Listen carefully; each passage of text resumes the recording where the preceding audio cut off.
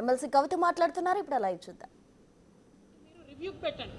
అంటే నేను జనాభా లెక్కలలో నా పేరు ఇచ్చిన బీసీ జనగణన జరిగినప్పుడు ఒకవేళ నేను వెబ్సైట్లకు పోయి నా పేరు టైప్ చేసి నా ఆధార్ కార్డ్ టైప్ చేస్తే నేను ఇచ్చిన వివరాలు అందులో రావాలి. మీరు 3,50,00,000 మందిని చేరినామని చెప్తున్నారు. ఆ 3,50,00,000 పత్రాలు ప్రజల స్క్రూటినీకి అందుబాటులో పెట్టాలని చెప్పి నేను ప్రభుత్వాన్ని డిమాండ్ చేస్తా ఉన్నా.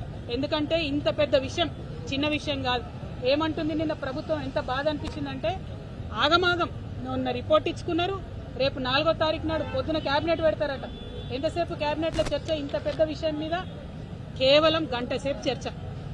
తర్వాత వెంటనే అసెంబ్లీలో ఏం చేస్తున్నారు? షార్ట్ డిస్కషన్, అంటే చిన్న చర్చ, లఘు చర్చ. బీసీల విషయం అంటే అంత మీకు చిన్నగా కనబడుతున్నదా? బీసీల జనాభా అంటే మీకు అంత చిన్నగా కనబడుతున్నదా? బీసీలకు రాజకీయ సాధికారిత అనే అంశం మీకు చిన్నగా కనబడుతున్నదా? చిన్న చర్చ పెట్టి ఏం లాభం చేస్తారు మీరు? మీరు చిన్న చర్చ అసెంబ్లీలో పెడితే, లఘు చర్చ పెడితే దానివల్ల ఏం రిజల్ట్ వస్తుంది? మీరు పెడితే అసెంబ్లీలో బిల్లు పెట్టండి, అసెంబ్లీలో కౌన్సిల్లో బిల్లు పాస్ చేసి బాజాప్తా మీరు ఏదైతే చెప్పినో బీసీలకు అట్లా రిజర్వేషన్ ఇవ్వండి.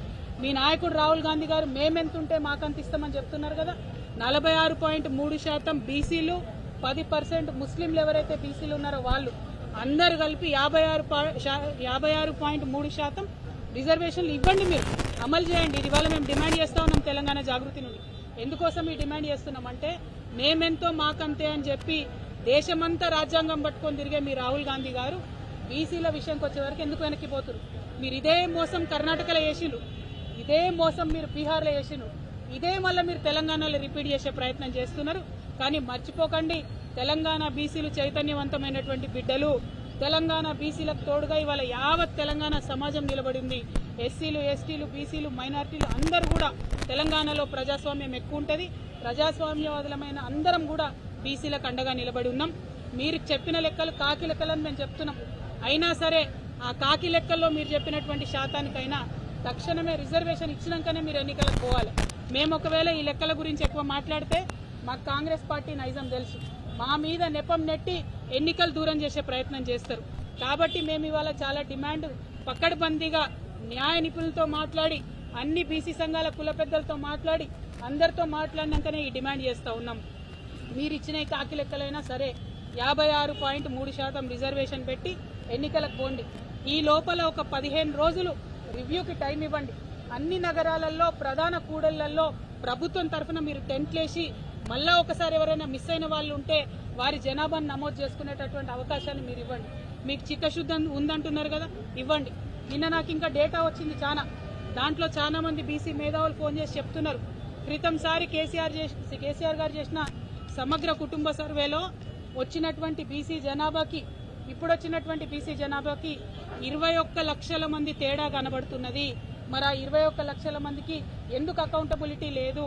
క్రితంసారి సమగ్ర కుటుంబ సర్వేలో ఓసీల సంఖ్య చాలా తక్కువగా కనపడ్డది, ఈసారి ఓసీల సంఖ్య చాలా పెంచి కనపడుతున్నది.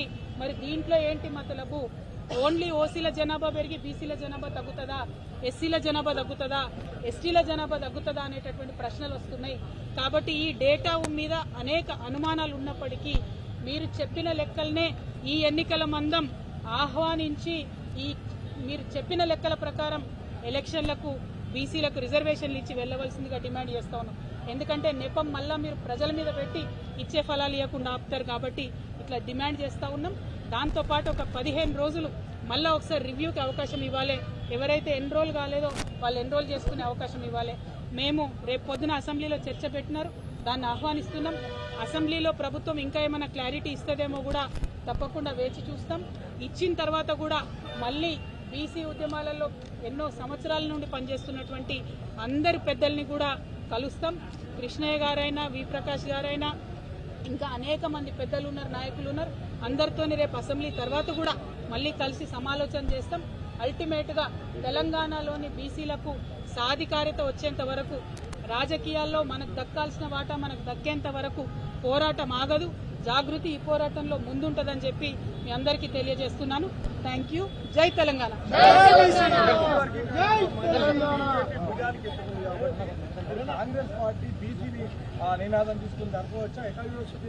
చూడండి బ్రదర్, బీసీల ఇష్యూల్లో రాజకీయాలు